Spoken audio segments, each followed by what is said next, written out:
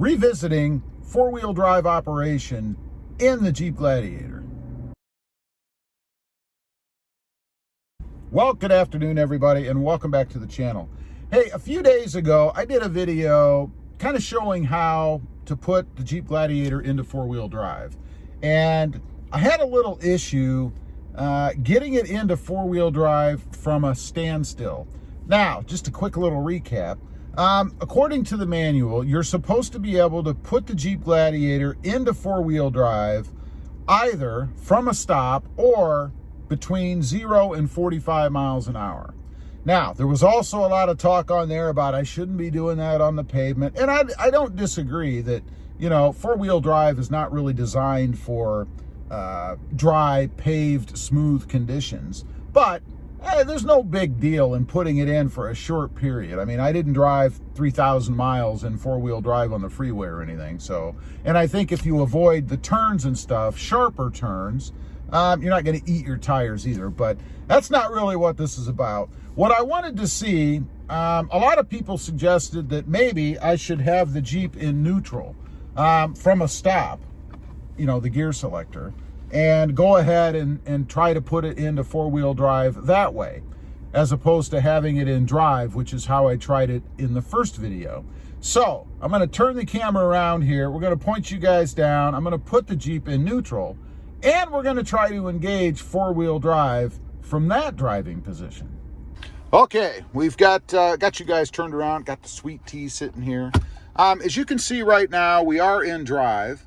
And when I go to put the Jeep into 4 high, which is right here, the next position down, it doesn't work. I mean, I'm putting good pressure on it, and it doesn't go into four-wheel drive. Now, let's go ahead and go to neutral. You guys can see right there, we are in neutral. Let things settle down for just a quick second. I do have my foot on the brake. So we're going to try it now and see what happens. No, it still does not want to go in to four-wheel drive. Let's try park just for kicks while we're at it. So we're in park right now. We're going to give it a try again, see if it goes in. No, it does not. So what does that really mean then? I mean, does that mean that you cannot put the Jeep into four-wheel drive if you're, for instance, out somewhere and you were in two-wheel drive and you got stuck? So now you're stopped, you're stuck, right? You can't be moving because you're stuck, and you can't put it into four-wheel drive? Hey, that doesn't make any sense to me. I would think that would be a good fail-safe, you know, if you were out somewhere, say you were wheeling somewhere and, you know, things were smooth and you didn't really need four-wheel drive, but then you got into something a little heavier and actually got stuck and needed to get into four-wheel drive to get out. Doesn't make a lot of sense to me.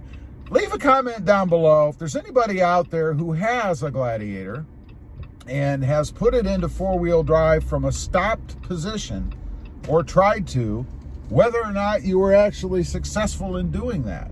I mean, who knows? Maybe I have a problem and I don't even know it.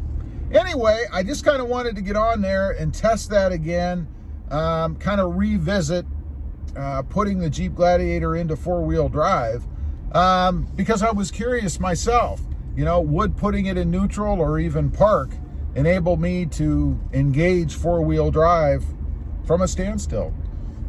In my Jeep, apparently not. Anyway, appreciate you guys watching. Also, real quick, if you haven't before and you're interested, check out my other channel. It is Rob Motive, all about my 2020 Toyota Tacoma. And don't forget to click that notification bell so that you don't miss out on any upcoming videos. Thanks for watching. Stay safe out there. Bye.